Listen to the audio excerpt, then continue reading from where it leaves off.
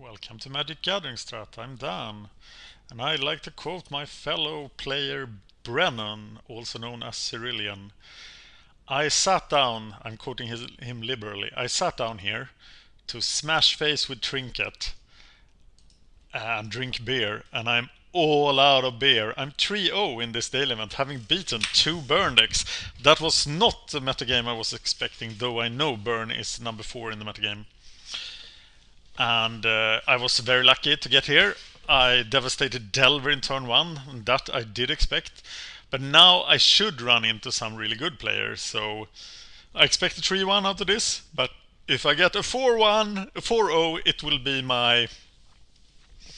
Let's think. I have 4 4-0s with Trinket, 3 with Infect, and 1 with Burn. So it will be my 9th 4-0. And I think 4-0s are extremely hard to get. Pretty much 3 times as hard as 3-1s if you do the math. And my stats very much reflect that. I am a very average player in the daily events. I have around 50% match win. As opposed to like someone like David Schaffer, my co-host on Competitive Pauper Chat, who is closer to 60. So he 4-0s all the time, but I don't, and I'm very happy when I do. I will take no deal here unless it favors me a lot, because I want to smash face. For the record, given that what we have seen in the metagame here and the current state of Pauper, I don't recommend anyone to play this deck. But I'm following a very important principle, that is, if you have experience with the deck, if you know your deck, if you have a good sideboard plan, if you're familiar with the deck, if you've played 600 plus matches with the deck like I have, then you should probably play the deck. Because we have seen today some really inexperienced plays by some players. So I think my experience with the matchup helped me a bit. So play what you're comfortable with. I think the metagame is at the stage where you can safely do that. Hello everybody and welcome back. This is a live rip from my show upstairs at Soho in Buffalo last weekend. It was so nice out. It was crisp fall weather but still pretty warm. Really nice. We had the upstairs patio and everything. So I'm going to stay off the mic this week. It's just going to be a straight live rip for the performance like you were bumping with me. It goes through a couple of different genres. Moves around a little. It does a couple different things. There's some abrupt changes between genres in here because the DJ's got to read the crowd. And sometimes a certain thing isn't working out and you change it up to something else, bring everybody back out on the dance floor. So we start things out pretty deep house and chill because people are just getting their nights started. But then there's also a lot of vocals in there, a little trap, some club, and some dubstep. There's a bit of everything. Alright, I have a show coming up again this Friday. It's going to be an all-original set at the 464 Art Gallery in Buffalo. It's going to be an art show and I'm going to be spinning all originals. So I hope to see you there as well. But for now, enjoy Bump Live Rip Solo.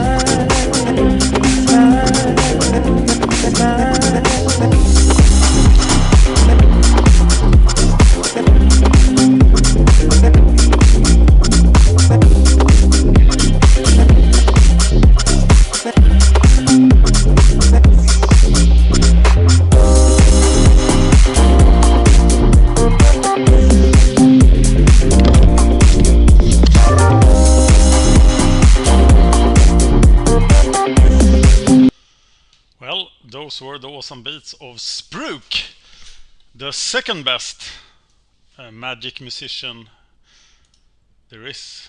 Actually, he's the best, but there is a guy who made an even better magic song. Look up Remy Magic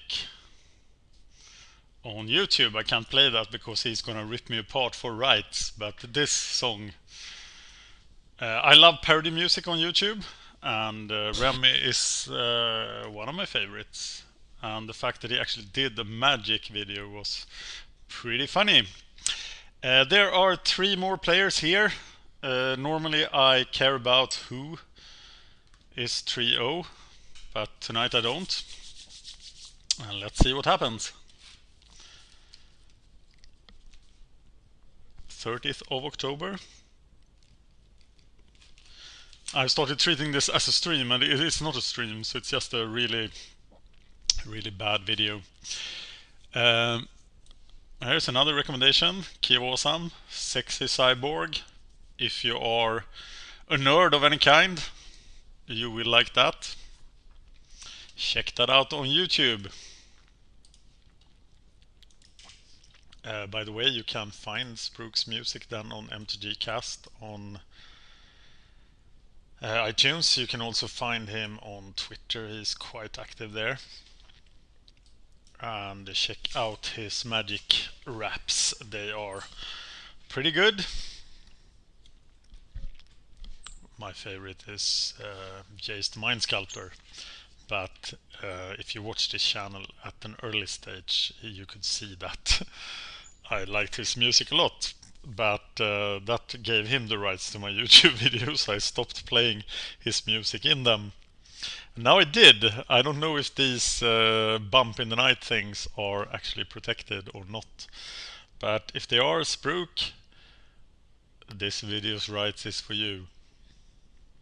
One more match going. Slowest ways to New York. What?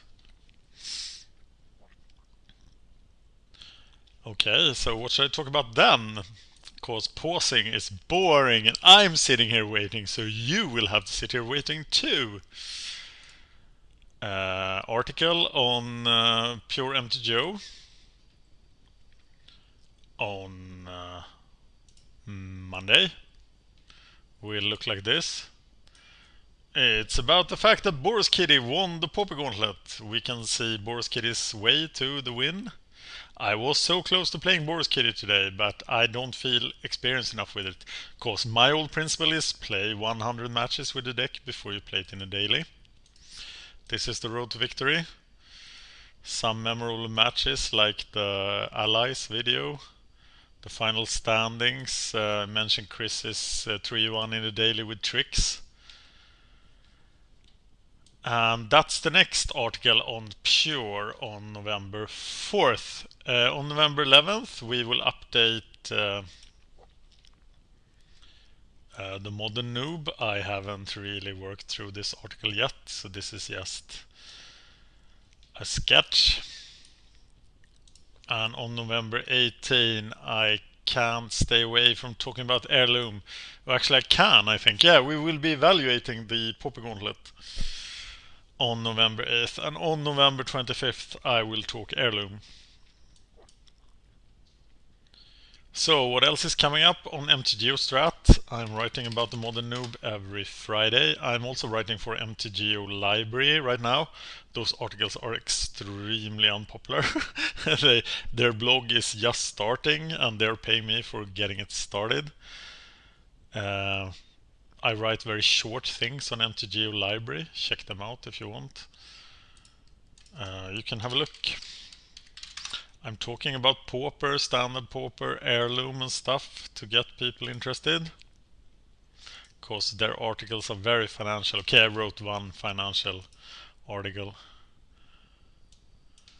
Here is, I'm talking about classic Heirloom. Ho ho! In today's article actually on... I have a comment! Wow!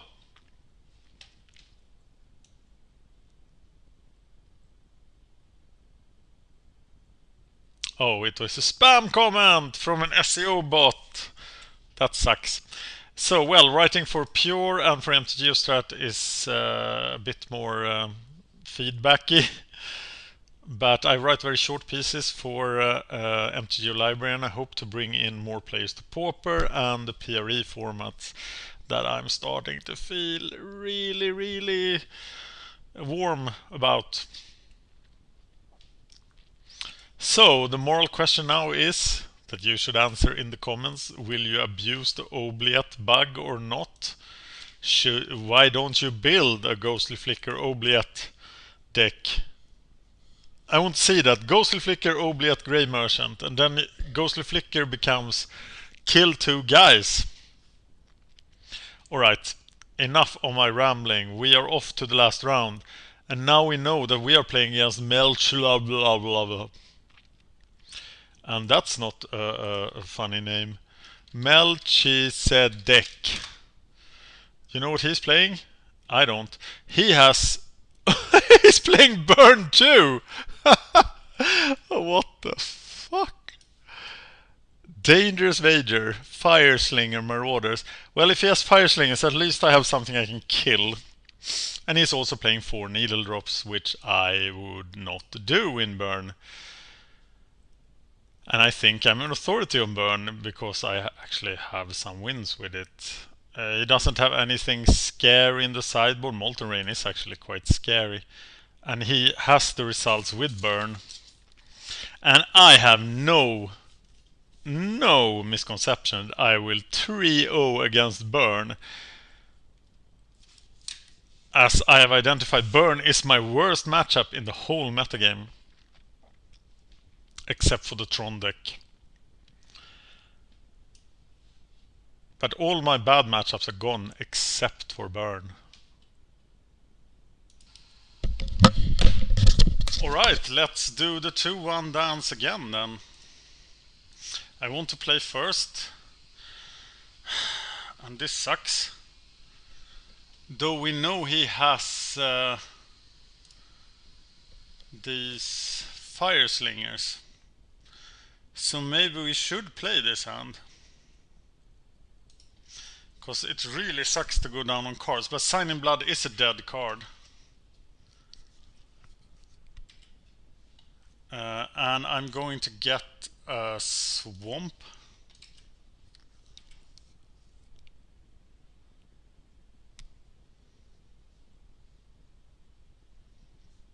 But I do expect to lose this first duel. Hopefully he plays a Fireslinger. But no, he plays Business. And that sucks. Sucks elephant balls.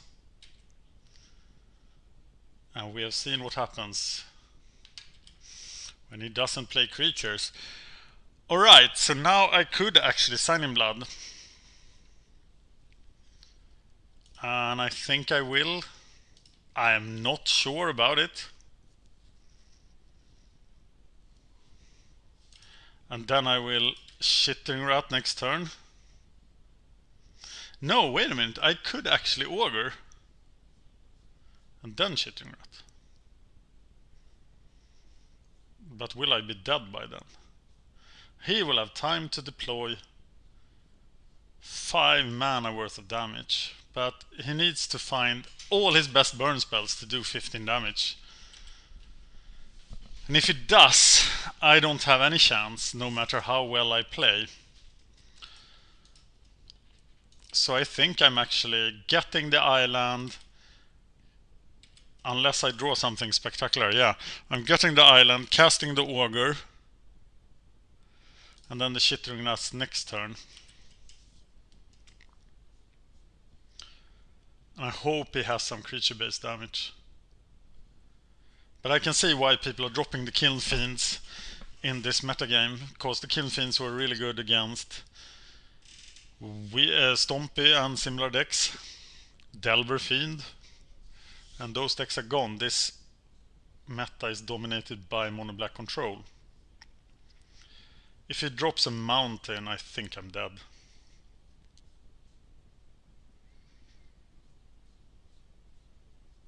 I think I'm dead anyway. I can only sustain 3 bolts. And he has 5 cards in his hand. And I can't draw an Undying Evil. Undying Evil might have saved me here. Coffee! I went out and bought coffee actually between the rounds. Which is stupid because it is 11:30. We are now gonna activate the Augur.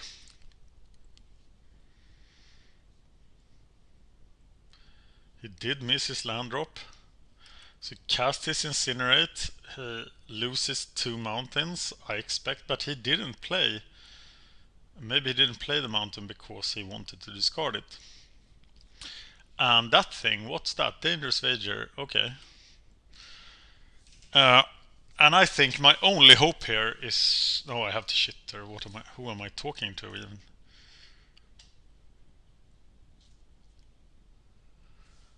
But it's far-fetched to survive here.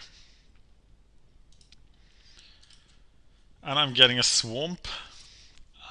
Coffee. I'm playing extremely slowly, so I think that he is also multi-tabling. And what can I find here really? I could find... Well, I couldn't find anything. So he won the first duel as expected. And can we do the miracle a 3rd time in a row? I doubt it. 1 Lifestaff, 2 Spinning Darkness, 4 Duress, 2 Chittering Rats. Take out 2 Edicts, 4 Signing Bloods, and a mass of Tragic Slips. We are handling the Fire Slingers by Fume Spitters, and we keep them in deck because they enable happy times with the Sylvok Lifestaff. Yeah, I would like to play first. And I have 2 mulligans, so now I am in trouble. And I have to mulligan again. So... Well, here is something. You know, sometimes he can have like bad hands too.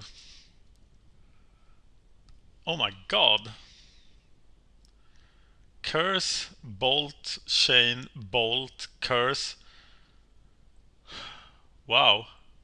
This is 15 damage plus a curse, and I can't deal with the curse. I'm taking the curse here. So let's make a note of what he has. 2 bolt, chain lightning, incinerate, rift bolt.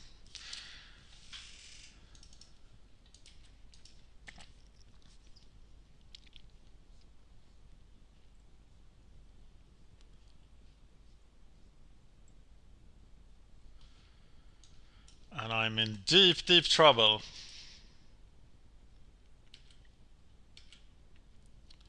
That was not what I wanted to see. So we will get the blue land here. In case we have the fortune of finding a Trinket Mage.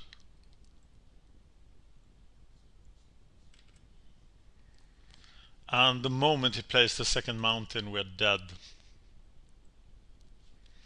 Because we know what evil awaits us.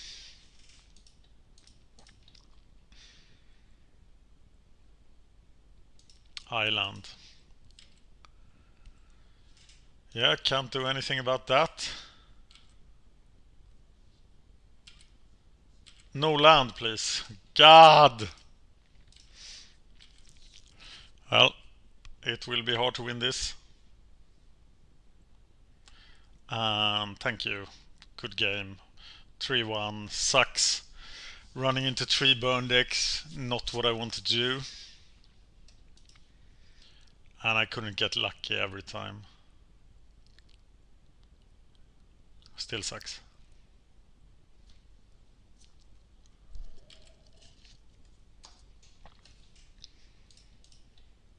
What could I draw here? to get me in a better situation. Chittering Rats, possibly. Well, Lifestaff, you are not helping, are you?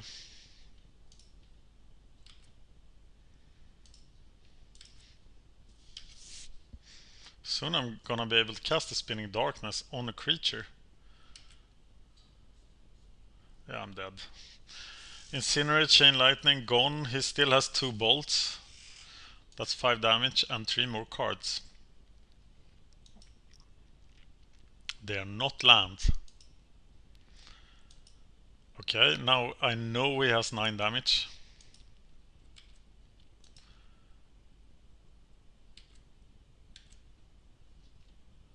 Wow. What a horrible hand.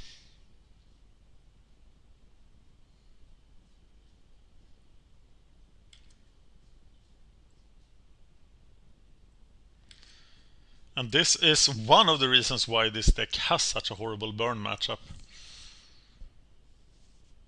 Because this sometimes happens. And that's why I'm not allowed to play 22 lands, which I would like to.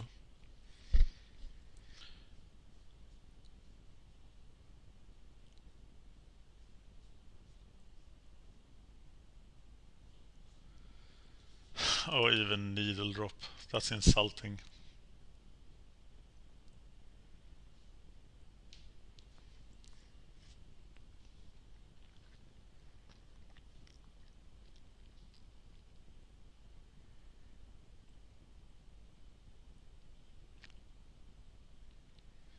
Well, Melshai's deck, congrats on the 4-0.